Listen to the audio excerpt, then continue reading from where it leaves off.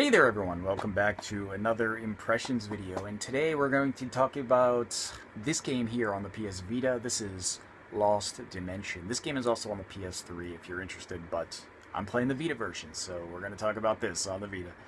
And Lost Dimension, this game is kind of under the radar, I think. It came out in Japan and nobody knew, and it didn't sell well, but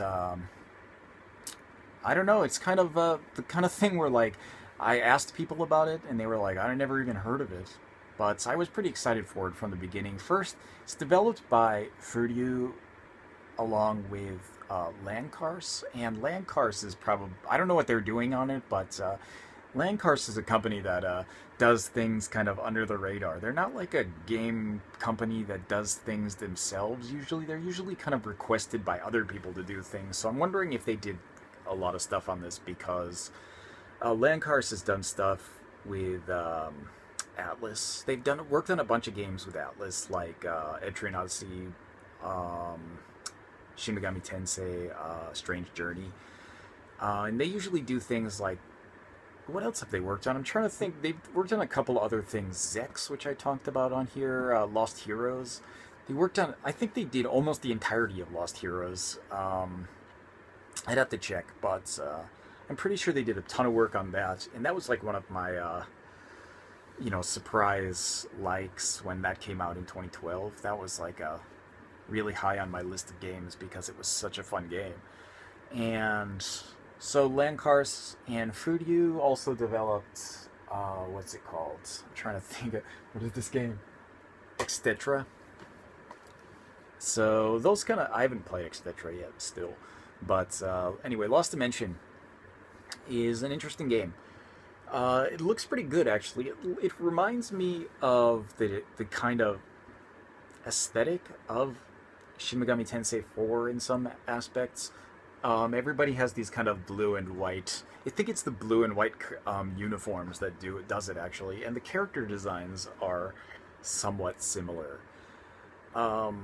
It is also taking place in a kind of bombed out, post-apocalyptic kind of situation. So, in a city, I mean. So, at least the beginning is. So, it has that in common also. It's not as, obviously, it's not the same type of game. But, it visually is like reminiscent of those. So, it's not too bad of a way to start.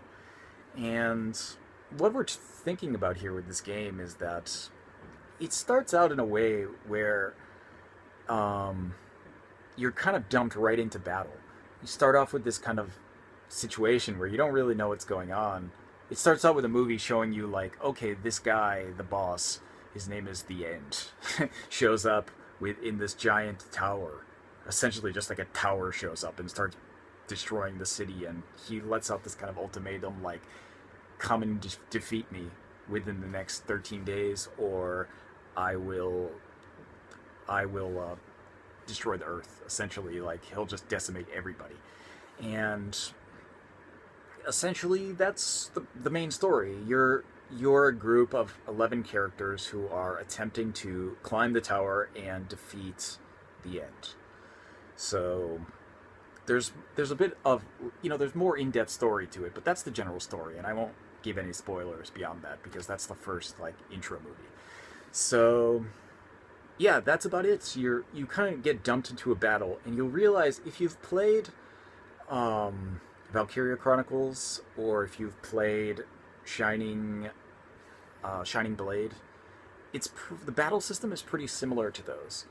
It doesn't have the same, it's not exactly the same. It kind of comes off in a way where, like, you can move around as much as you want, but the enemies don't fire at you when you're moving. So it's not exactly like Valkyria Chronicles, but if you know how it plays, that's essentially the same. You have a kind of range of movement you can move in. You have, it's kind of a turn-based strategy RPG with an action kind of setting. That's kind of how it works, like Valkyria Chronicles or Shining Blade, which I talked about recently. So the maps are a bit smaller, so that's more like, I want to say it's more like Shining Blade than it is like Valkyria Chronicles, but both of those are pretty similar. So, and I think more people have probably played Valkyria Chronicles, so it's easier to mention that. But Lost Dimension, it's pretty cool because you have 11 characters, and you start out. You can only have 6 in your party at any time, but there's 11 to choose from, and each character has their own kind of special psychic ability or whatever. I don't know if they're all psychic abilities. They're all some kind of ability, and you'll find that some are obviously some are more useful than others.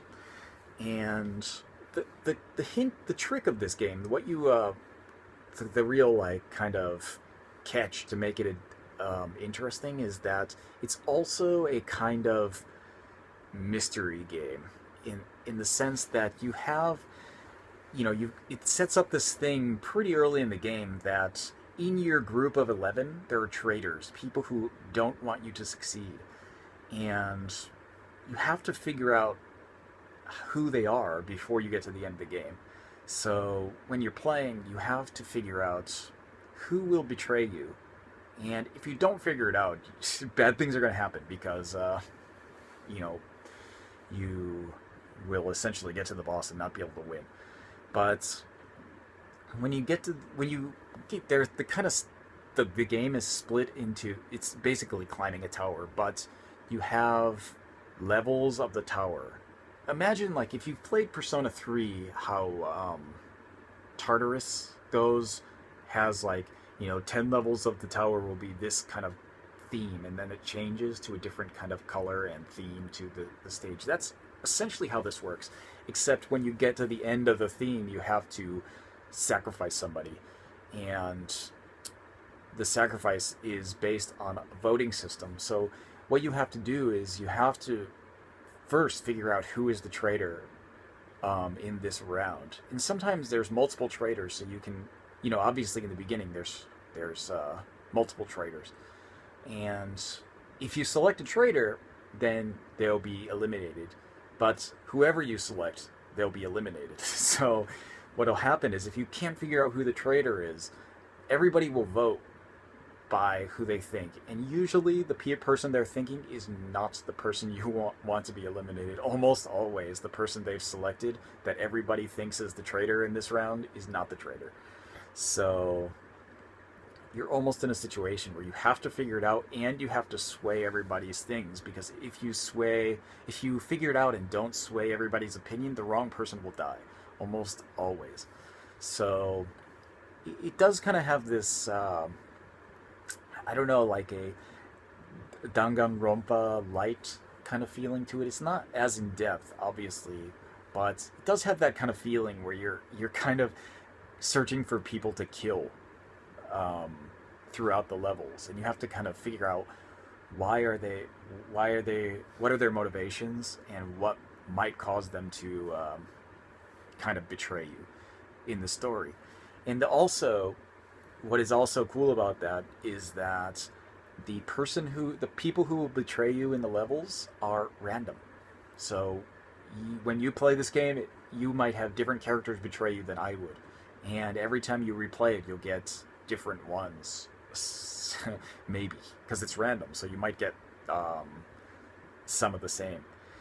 But what happens with that is like could cause a little bit of frustration, because you can't get the kind of true ending of the game without unlocking the kind of highest, you know, the friendship level ranking. You have this kind of a friendship meter with everybody. If you don't unlock their highest level to get their full story, you can't get the true ending. And obviously you can't do it in one playthrough because people die really quickly and you don't have enough time. So, and one person in the beginning will die automatically. So if it happens to be someone you're looking for, you're kind of screwed. So that's just how it works. You might have to play it twice or 3 times to get the real true ending of the game, which could be frustrating for some people.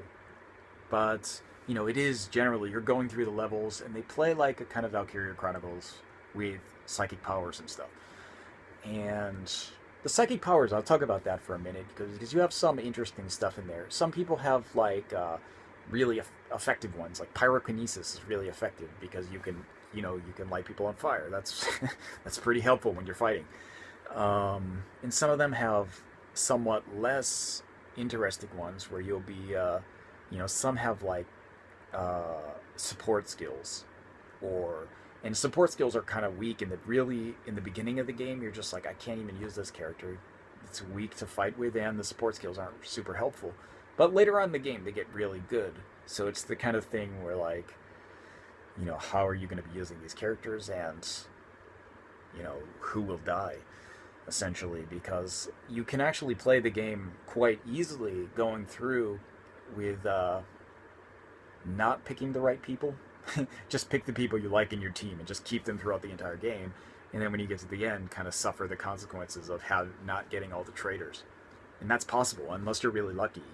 You could get to the end with a party of 3 people, and that would that would be bad, especially when you got to the boss. But generally, the skills are all pretty helpful. And another bonus to that is the skills, once the person is eliminated, their skills kind of drop in a kind of a skill cube or something that you can attach to other people in the party to get the skills that they had. So that's pretty helpful, unless like, someone who died really quickly doesn't have any good skills yet. Then it's kind of a waste. And that's possible. I mean, the person who died first in my game was someone who like had a lot of cool stuff later on in their skill tree, but in the beginning, not so much, and they died first. So when you can't unlock more stuff from them, but you kind of got what they had, which wasn't that great. So, and because it's random, you don't really know. So, I don't know. It's not really a bad point. It gives it like a little bit of flair and makes you kind of have to work around some situations where like maybe you've lost the person who can do the status effects. Maybe you've lost people who can buff really early, and you just don't have those skills for the entire game. You have to kind of come up with new strategies. And I think I like that. I like that as a part of the game. It's pretty interesting.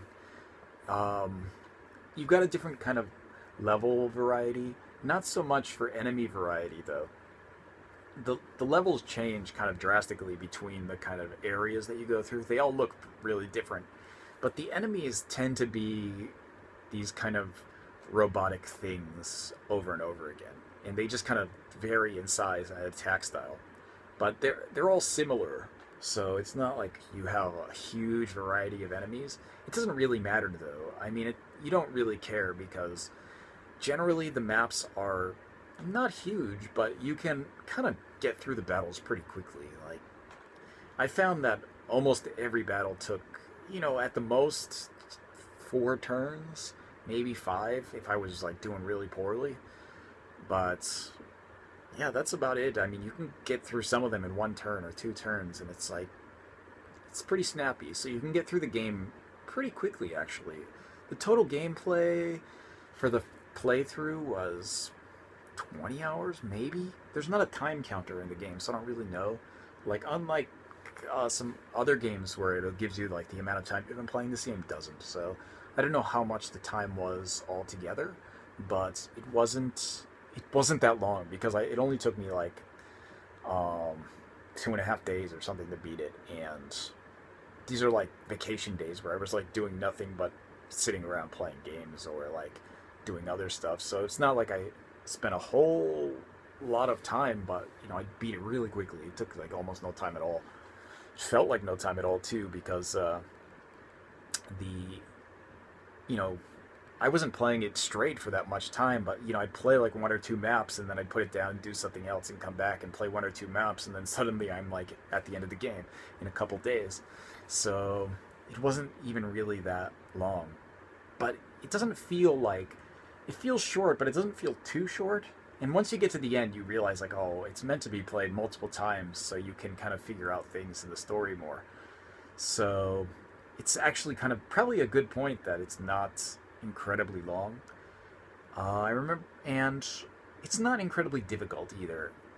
I think I got an S rank in almost every battle on the first try. There's some battles where it requires a bit more strategy and you have to think about it more, so you might have to replay them. But for the most part, you can kind of get an S rank on everything, and with little trouble. And even the ones that were a little bit more difficulty didn't take more than like 2 and maybe 3 one time. I think I had to try a battle 3 times, but pretty much everyone else was like, okay, there's kind of a gimmick that you didn't know was going to happen, so it took an extra turn and you only got an A rank. That was like pretty much the only thing that ever happened that was stopping me from getting an S rank every time. But yeah, Lost Dimension ended up being pretty good, actually. I quite enjoyed playing it, and I haven't finished the second playthrough yet, so I don't know how the true ending is or anything, but I will eventually get around to that. It's the kind of thing where I was going to play it right away. I was going to go right into the second playthrough right away, and then I thought, like, man, I got too many games to play on my Vita right now.